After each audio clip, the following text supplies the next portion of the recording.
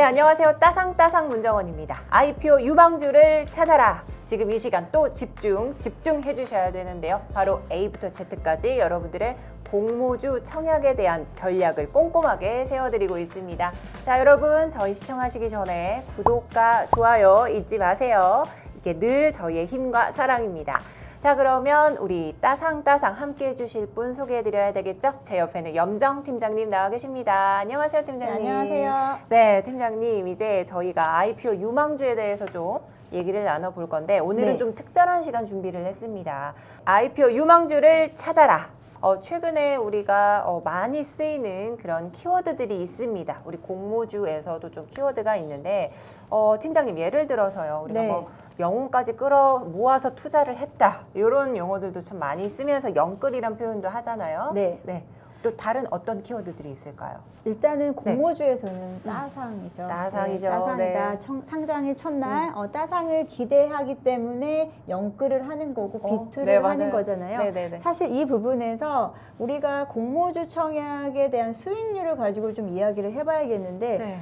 사실 그 자금 대비해서 수익률이 굉장히 크지는 않아요. 왜냐하면 공모주 청약은 청약 주수를 많이 받지를 못하기 때문에 그렇죠. 우리가 주식 수익률하고 비교하기 좀 그렇고 네. 그렇기 때문에 우리 공모주 청약하시는 많은 분들이 비투를 하신다거나 뭐 사실 없는 자금을 끌어들여서 맞아. 하는 것보다는 네. 여유 자금에서 좀 하시거나 아니면 좀 자금적인 여유가 있으신 분들이 요즘에 뭐 이자보다는 그래도 괜찮다. 그렇죠. 이런 차원에서 이제 공모주를 시작하시는데 무리하게 공모주에 투자하시는 것도 고려해 봐야 된다라고 나온 사례가 SKIT죠. 네. 맞습니다. 진짜 SKIT 때문에 많은 분들이 좀 실망감을 안고 계시는 것 같고 또 심지어 거기 B2로 들어가신 분들도 꽤 많아요. 그래서 조금 이게 문제가 된다고 하기 때문에 여러분들 좀 경각심을 갖고 조금 조심을 하셔야 될 것 같습니다. 자, 이제 방금 전에 팀장님께서 말씀해 주셨던 것처럼 이제 영끌을 해서 공모 청약을 하신 분들이 꽤 많으세요. 그런데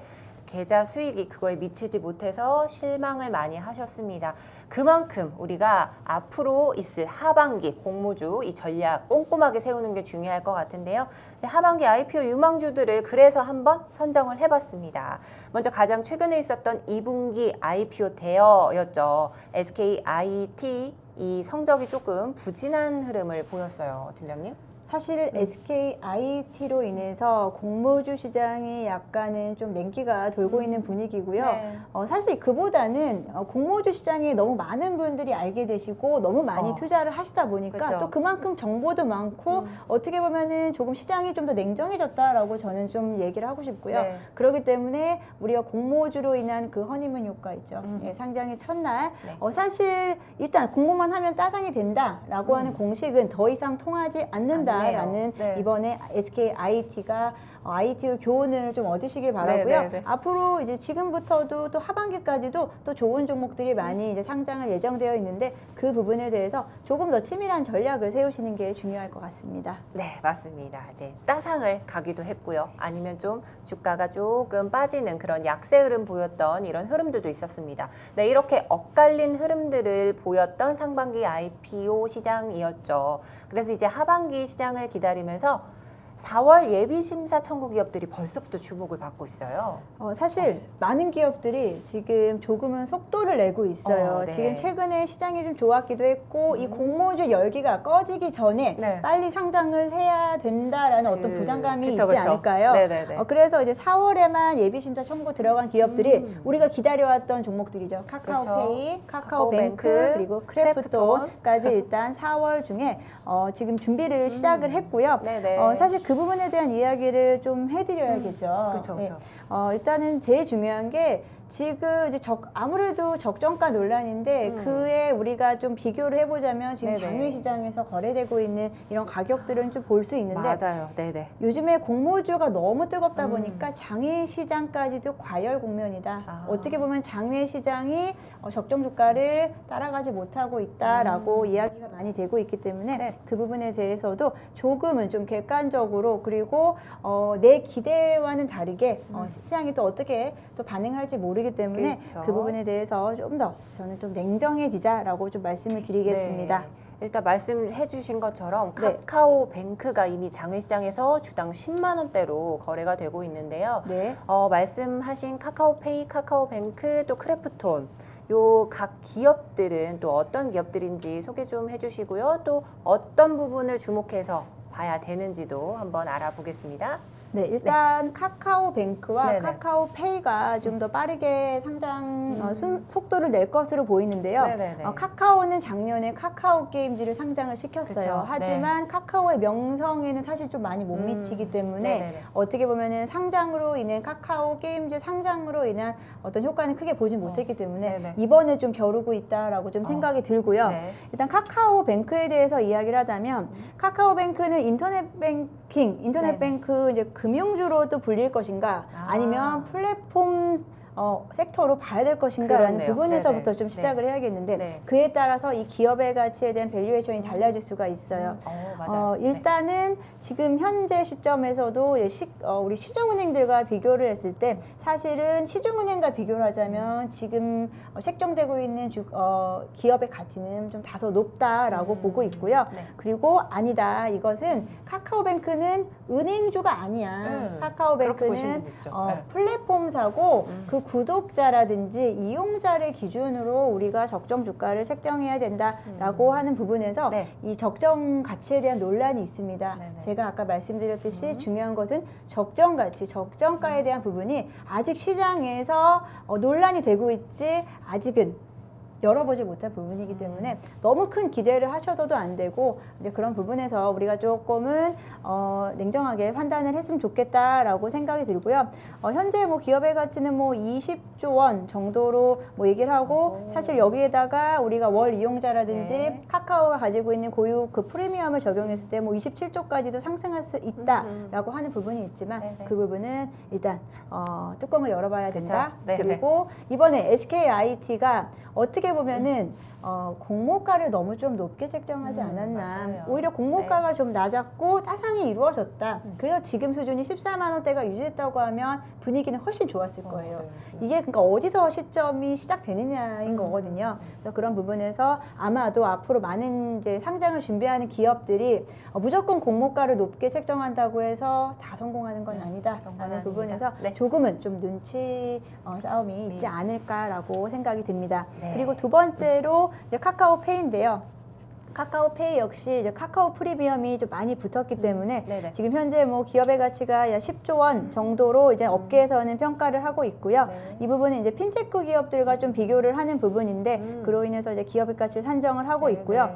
일단 카카오페이의 거래액이 지난해 67조, 올해는 약 100조 정도에 오호. 육박할 것이라고 와. 하니까 네. 이 100조 원의 이 매출 거래액에다가 거래 0.1이라는 숫자를 적용을 한다라고 했을 때 한 10조 원 정도가 도출을 한다라고 네네. 예상들을 하고 있고요. 근데 이제 카카오페이는 당연히 조금이라도 더 받고, 그러니까 더 인정받고 싶은 부분이 있어서 자체적으로는 10조 원을 더 넘어서는 금액으로 사실 기업의 가치가 지금 적정 수준이다라고 좀 하고 싶겠지만 이 그렇겠죠. 부분에 대해서는 지금 이제 분위기 그리고 그 우리가 상장에 대한 그때 시장의 흐름이 진짜 중요해요. 맞아요. 예, 공모주도 그 시장의 타이밍이 중요하기 때문에 좀 더 지켜봐야 될 부분이 있다라고 네. 이야기할 수 있겠습니다. 네. 그리고 마지막 남은 기업은 그렇죠. 크래프톤이죠. 네. 크래프톤 게임 많이 하세요?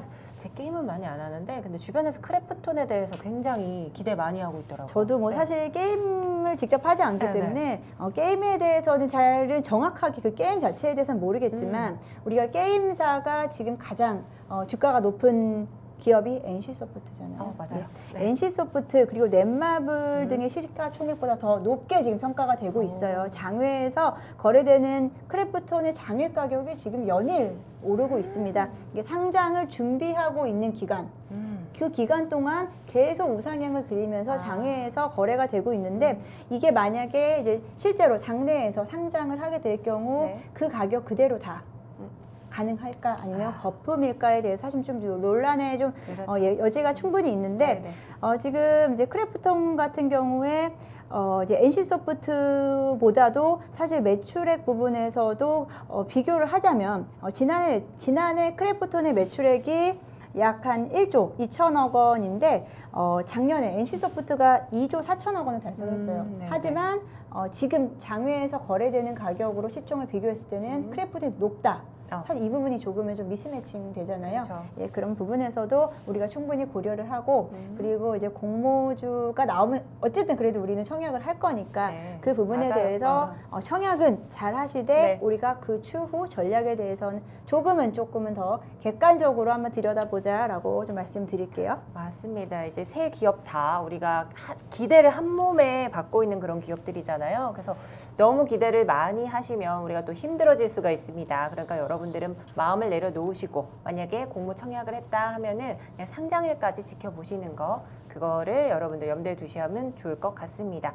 자, 그런데요, 팀장님, 네. 제가 며칠 장외시장에서 시가총액 10조 원을 상회하는 대역급 진단기기 이제 회사죠. 네. SD 바이오 센서가 코스피 상장 예비 심사를 통과했다는 뉴스를 보게 됐어요. 네. 네네네. 일단은 10조 원대라고 하면 SKIT와 규모가 맞먹는 정도의 예, 기업이고요. 네.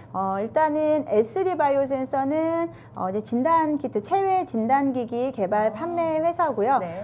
사실 최근에 이제 진단 키트 판매에 따라서 실적이 지금 작년에 이제 취소됐고요. 네. 지난해 기준으로 매출액이 1조 6천억 원이었는데 지금 올해 1분기까지의 매출액이 1조 1천억을 추정을 한대요. 네. 벌써 작년도 매출액의 거의 뭐 한 70%, 80% 그렇죠. 정도 되는 거죠. 예, 추정이 되기 때문에 그에 따라서 동사 같은 경우도 이번에 상장에 대한 이슈로 한번 좀 많이 주목을 받게 될 텐데 물론 뭐 좋습니다. 매출액도 좋고 진단키트 다 좋은데 그렇죠. 사실 이제 기저효과라고 하죠. 작년에 너무 좋았기 때문에 올해 앞으로 하반기까지 어떻게 이루어질지의 여부와 최근에 이제 바이오 기업 그리고 진단키트 기업들이 아직은 흐름을 다시 또 되찾지 못하고 있는 못하고 분위기가 있어요. 아무래도 이런 부분에서도 조금 너무 큰 기대보다는 이제 공모주 효과는 어느 정도는 볼 수 있겠지만 우리가 너무 과대해서 해석하거나 이런 부분을 좀 자제해야 되지 않겠나 싶습니다.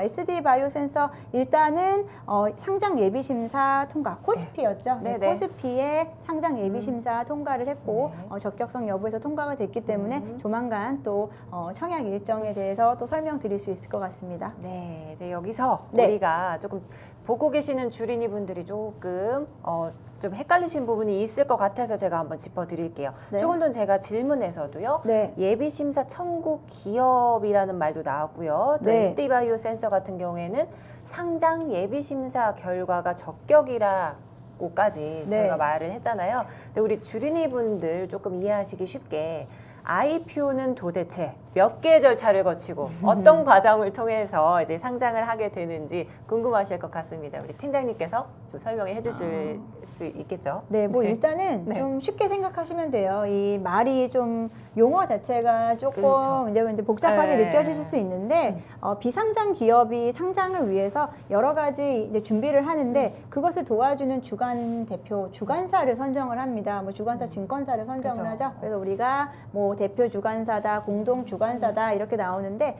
대표 주관사가 아무래도 그 업무를 하는 대표가 될 거고 사실 이제 규모가 큰 기업일수록 공동 주관사를 같이 선정을 그렇죠. 합니다. 그렇게 해서 주관사 선정이 이루어지고 기업 공개를 통해서 이제 실질적으로 이제 시작이 되는 건데요. 일단은 상장 예비 심사 청구를 해요. 우리가 상장을 하기 위해서 이제 심사를 보겠다. 그렇게 해서 예비 심사 청구를 하면 45일 이내에 통보를 해줘야 돼요. 그래서 45일은 거래일 기준이에요. 그러면 약간 두 달 정도 되거든요. 그렇네요. 두 달 정도 이내에 상장 적격성 심사를 받고 통보를 받아요. 그럼 네네. 거기서 우리가 통과가 됐다, 안 됐다라고 나오고요. 최근에 많은 코스닥 기업들이 그 상장 일정을 연기하고 했었잖아요. 연기했던 부분은 여기서 청구는 했는데 계속해서 정정에 대한 정정을 하라고 정정에 대한 요구를 받는 거죠. 그렇기 때문에 통과가 아직 못 됐다라고 보시면 되고 우리 SD 바이오센서는 그 부분에서 통과 거다라고 볼 수 있겠고요. 네. 이제 그 다음부터는 이제 일사천리입니다. 네네. 증권신고서라고 이제 의무적으로 증권신고서에 대해서 제출을 해야 되고 그 증권신고서 내에는 우리가 뭐 청약 일정이라든지 환불 일정 그리고 여러 가지 이제 이런 상장에 대한 내용이 담겨져 있고 실제로 청약이 이루어지고 그 다음에 이제 상장이 된다 이렇게 보시면 될 것 같습니다. 그럼 이렇게 쭉 지금 설명해 주신 대로 절차가 이루어지니까 우리 주린이 분들 조금은 궁금증이 해소되신 것 같아요. 자, 이제 오늘은요, 상반기를 교훈 삼아서 하반기 IPO 유망 기업들이 어떤 게 있는지 한번 미리 점검을 해보는 시간 가져봤습니다. 저희가 드리는 투자 팁 꼭 기억해 주시고요. 네, 그럼 오늘 저희가 준비한 내용은 여기까지입니다. 공모주로 따상할 수 있는 그날까지 여러분들 끝까지 외쳐보겠습니다. 따상따상!